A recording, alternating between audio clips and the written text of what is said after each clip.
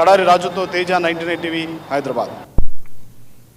కరీంనగర్ జిల్లా గంగాధర మండలం మధురానగర్లో యువకులు క్రికెట్ టోర్నమెంట్ నిర్వహించారు. యువత చెడు అలవాట్లకు దూరంగా ఉండాలని అవగాహన కల్పించేందుకు ఈ పోటీలను నిర్వహిస్తున్నట్లు సామాజికవేత్త తుడి లచ్చన్న చెప్పారు.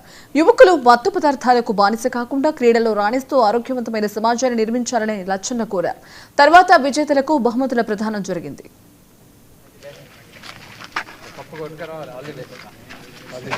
మరి క్రికెట్ అనేది పాపులర్ గేమ్. సో ఇలాంటి గేమ్ ఆడుతున్నందుకు ప్రతి ఒక్కరికి ధన్యవాదాలు.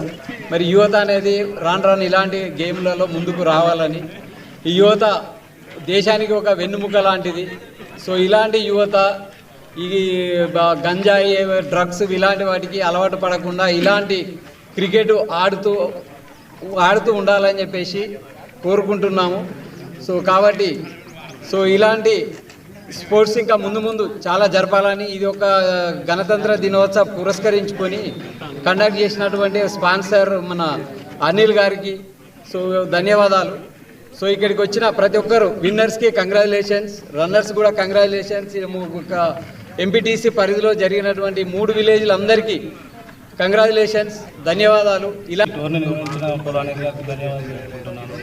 ఈ క్రీడల వల్ల చెడు అలవాట్లకు పోకుండా క్రికెట్ అనేది ఆడుతూ ఉండాలని మంచి ఆలంతో టోర్నమెంట్ నిర్వహించిన పొలాని గారికి ధన్యవాదాలు చెప్పుకుంటూ విజయం సాధించిన టీం అందరికీ కృతజ్ఞతలు చెప్పుకుంటూ రన్నర్గా గెలిచిన మల్లాపూర్ సుత కృతజ్ఞతలతో దీనిలో పార్టిసిపేట్ చేసిన గోపాలరావు గారికి కూడా ధన్యవాదాలు. స్పెషల్ గెస్ట్ తూరి లచ్చన్న గారికి ధన్యవాదాలు.